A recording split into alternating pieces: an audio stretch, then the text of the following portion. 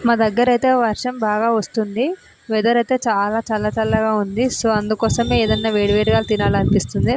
అందుకోసమే నేనైతే బొబ్బరి పప్పు అలాగే కందిపప్పుతో కలిపి గారె పప్పు గారెలైతే చేశాను. చాలా టేస్టీగా వచ్చాయి. ఎలా చేశానో మీరు కూడా చూసేయండి.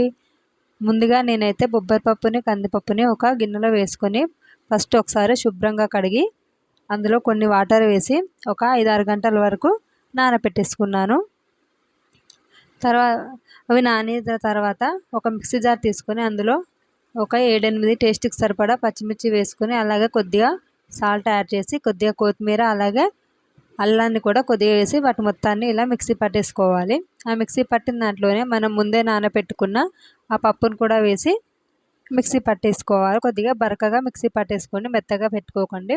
ఆ మిక్సీ పట్టిన దాంట్లో కొద్దిగా ఓమా, జీలకర్ర అలాగే కొద్దిగా కొత్తిమీర, కరివేపాకు టేస్ట్ చూసుకొని ఉప్పు కూడా వేసేసుకోండి. అలాగే చిన్నగా తరిగిన ఉల్లిపాయను కూడా వేసుకోండి. తినేటప్పుడు మన నోటికి తగిలితే చాలా టేస్ట్ వస్తుంది.